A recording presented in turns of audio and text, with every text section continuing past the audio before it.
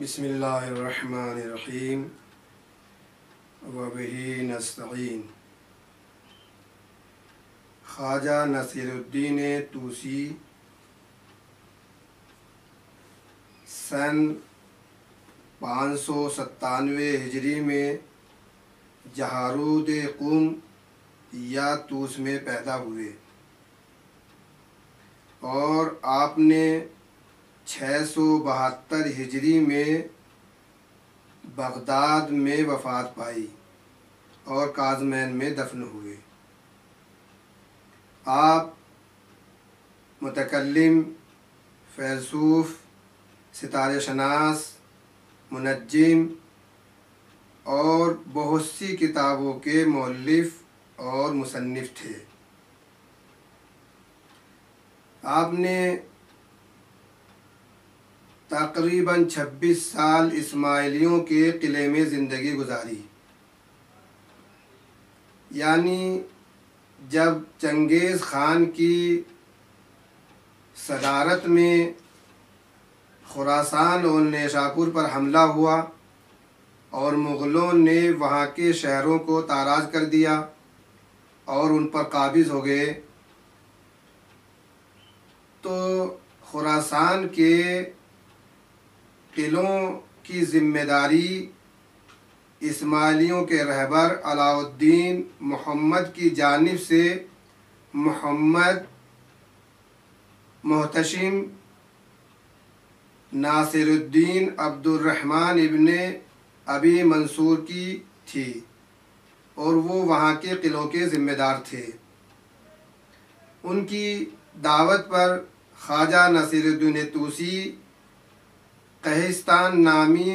قلعے میں تشریف لے آئے اور وہاں پر اپنے میں اہل و عیال کے زندگی بسر کرنے لگے، لیکن آپ کا ایک خاصہ یہ رہا ہے کہ آپ جہاں بھی رہے، قلعوں میں رہے یا قلعوں کے باہر، آپ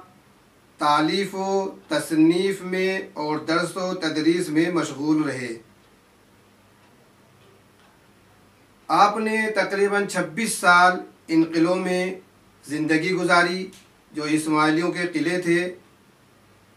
اور آخر میں جو سب سے بڑا قلعہ اسماعیلیوں کا علموت ہے اس میں تشریف لے گئے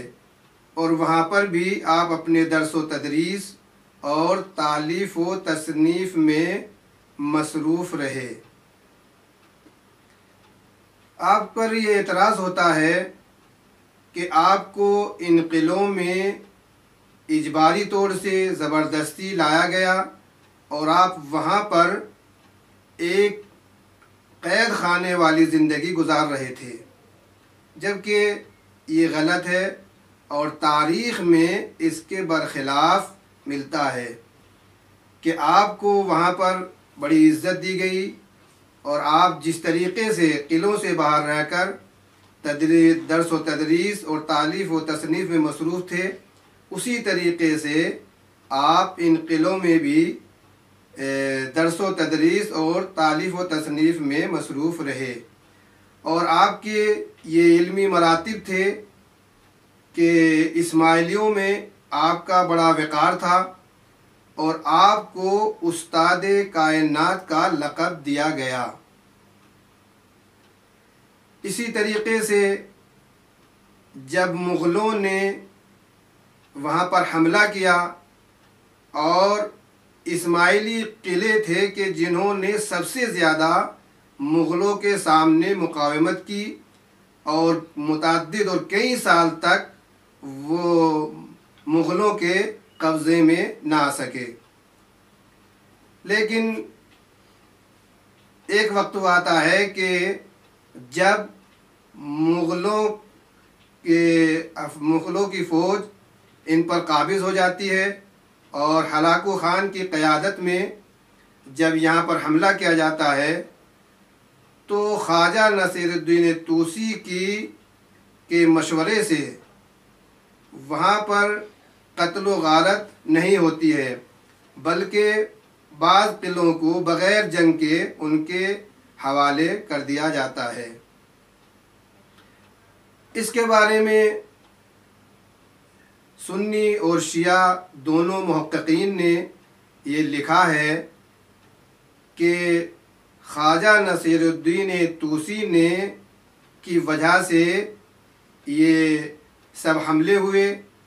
یہاں تک کہ جب بغداد پر حملہ کیا گیا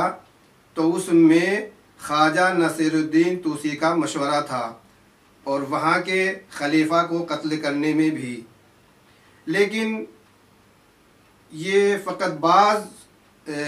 شیعہ اور بعض سنی حضرات اس بات کو لکھتے ہیں، جس میں سنی حضرات کا، اہل سنت کا نظریہ یہ ہے کہ خواجہ نصیر الدین طوسی نے اپنے ان مشوروں سے اسلام کو نیست و نابود کرنا چاہا، لیکن شیعوں کا نظریہ یہ ہے کہ خواجہ نصیر الدین طوسی نے اپنے ان مشوروں سے مسلمانوں کو بھی بچایا اور اسلام کو بھی محفوظ رکھا۔ یہاں تک کہ خود خواجہ نصیر الدین طوسی یہ چاہتے تھے کہ اسلامی اقدار ختم نہ ہونے پائے اور اسلامی میراث اور جو ان کے تالیف و تصنیف اور دوسرے آثار ہیں وہ کسی طریقے سے محفوظ رہیں۔ اسی لیے آپ نے ایک ایسا کام کیا کہ جس سے اسلامی میراث باقی رہے، یعنی ہلاکو خان کو مسلمان کیا اور وہاں پر پھر مسلمانوں کی حکومت دائر ہوئی، جس سے اسلام کی میراث اور جو آثار تھے وہ باقی رہے۔ اب یہ اعتراض کہ خواجہ نصیر الدین طوسی کی وجہ سے بغداد کو تاراج کیا گیا، بغداد پر حملہ کیا گیا اور وہاں کے خلیفہ کو قتل کیا گیا، یہ صحیح نہیں ہے۔ اگرچہ وہاں کا خلیفہ مسلمانوں پر ظلم کر رہا تھا اور بہت ہی عیاش قسم کا تھا، عیش و عشرت میں مصروف تھا، اور وہ اس بات پر توجہ تک نہیں کر رہا تھا کہ وہاں پر ہلاکو خان حملہ کرنے والا ہے۔ یہاں تک کہ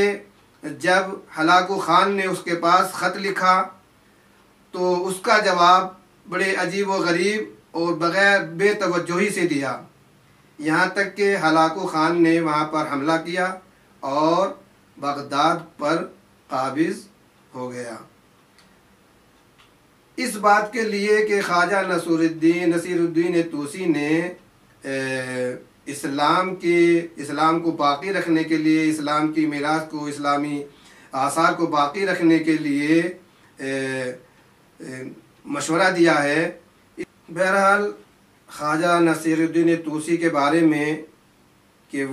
اس نے بغداد پر حملہ کرنے کے لیے ہلاکو خان کو تشویق دلائی، اس میں دو قول ہیں۔ بعض لوگ کہتے ہیں، قائل ہیں کہ انہوں نے تشویق دلائی، اور بعض محققین اور اکثر محققین یہ کہتے ہیں کہ انہوں نے تشویق نہیں دلائی، اور ان کے مشورے سے ان کو ہلاکو خان کو یہ مشورہ نہیں دیا کہ وہاں کے خلیفہ کو یا بغداد کو تاراج کیا جائے۔ تو آپ کے علمی مراتب کو دیکھنے کے بعد ہلاکو خان آپ پر فریفتہ ہو جاتا ہے اور آپ کا گرویدہ ہو جاتا ہے اور آپ کے علم کی قدر کرنے لگتا ہے، یہاں تک کہ اکثر کام آپ کے مشورے سے انجام دیتا ہے۔ تو یہ امکان ہے کہ بغداد سے متعلق ہلاکو خان نے آپ سے مشورہ کیا ہو، اور چونکہ وہاں پر شیعوں پر ظلم ہو رہا تھا لہٰذا آپ نے اس بارے میں ایک مناسب مشورہ دیا ہو، لیکن آپ کا اس سے اصلاً یہ مطلب نہیں تھا کہ وہ وہاں کے خلیفہ کو قتل کیا جائے یا بغداد میں قتل و غارت کی جائے۔ یہ وہاں کے خلیفہ کے ثوابدید کے اوپر تھا۔ جب ہلاکو خان نے خط لکھا ہے تو اس کو مناسب جواب دینے کے بعد اپنے کو قتل و غارت سے بچا سکتے تھے، جس پر خلیفہ نے عمل نہیں کیا۔ تو اصل قصوروار اگر دیکھا جائے تو وہاں کا خلیفہ ہے کہ جو اس وقت وہاں کا ذمہ دار تھا، کہ وہ وہاں کے حالات کو اور اس وقت کے حالات کو دیکھنے کے بعد عمل کرتا اور اس کے خط کا جواب دیتا۔